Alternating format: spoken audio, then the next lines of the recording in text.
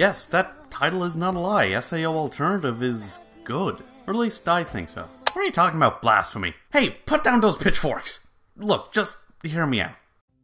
Sword Art Online Alternative Gun Gale Online is a spin-off of the infamously reviled/beloved Sword Art Online franchise that does not in fact focus on the many misadventures of Kirito-kun and his merry band of side chicks, but instead follows Koirumaki Karen, a university student with an inferiority complex about her height as she dives into the world of VR gaming, specifically the world of Gun Gale Online and its Squad Jam tournament, a team-based battle royale game mode to escape from her everyday insecurities. It's a simple story with a genuine understanding of the gaming world, and so far it's been quite an enjoyable ride, thanks in no small part to its small cast of dynamic characters. Len is grounded in-game by well-defined strengths and weaknesses, being incredibly fast and quick to adapt to stressful situations, while also being quite fragile and sticking out like a sore thumb in the desolate grey and brown hues of Gun Gale's world. At the same time, Karen's desire to find an escape through online gaming and the duality between her real life, where she often feels withdrawn and isolated, and her online life, where she feels free to express herself however she pleases, gives her character a sense of depth and relatability that for some is probably all too familiar. Pito, the first person Len gets to know online, is an avid fanatic of Gun Gale Online, obsessed with the carnage game lets her indulge in. Meanwhile, M, the man Pito teams Len up with for the Squad Jam, has a calm demeanor and a mountainous frame that emphasizes his stoic disposition.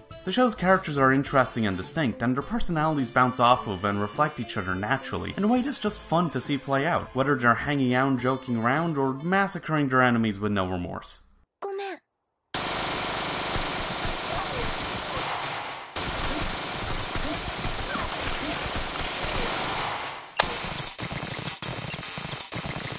The funny thing is, I'm only slightly exaggerating here. Speaking of, the show's action is, personally, the biggest draw of the show so far. Not because of the combat itself, but because of the mind games surrounding it. You see, the show puts a big focus on the tactics the players use to trick each other and how they exploit the many strange quirks of Gun Gale's design to get an upper hand. From hiding under dead bodies for cover, to using the Squad Jam scan feature to track down or keep an eye on enemy teams, or even to lure them into a trap, since the scan only shows the position of each team's leader. While it does go overboard sometimes in explaining these details, it creates a strong sense of tension as the players do their best to outsmart each other and take home the victory in this battle royale. However, I do have some problems. The art animation can often look off, and as mentioned before, there is a lot of jarring and unnecessary exposition, but given that the main character is someone who's new to gaming, I feel like that's the point. But more concerningly, many aspects of Gun Gale Online's design seem baffling. Most of them are probably just holdovers from the original series, but still. The fact that you start off with completely randomized in-game avatars and have to pay to change them instead of just having character creation from the start really comes across as a cheap way to make extra money. I mean, is this what loot boxes eventually transform into? Loot avatars?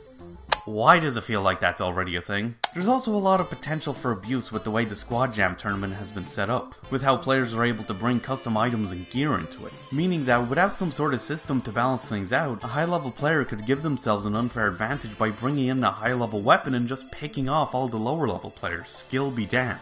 And she took those from her inventory, right? She didn't just summon items, right? These issues have jarred me out of the show on more than one occasion and could easily turn someone off the show entirely. But overall, it's been quite enjoyable. Though it's only a few episodes in, I'm more than confident in saying that SAO Alternative is good. Pretty good, in fact. It's a tense show with fun and relatable characters and some fascinating mind games that makes it so fun to watch.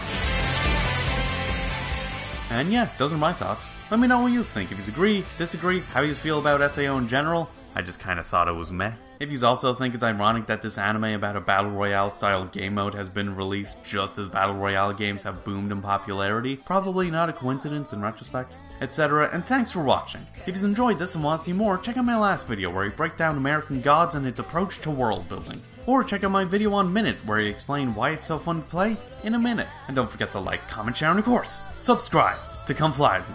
You can also follow me on Twitter for more updates about this channel and other stuff, and hopefully, I'll see you later.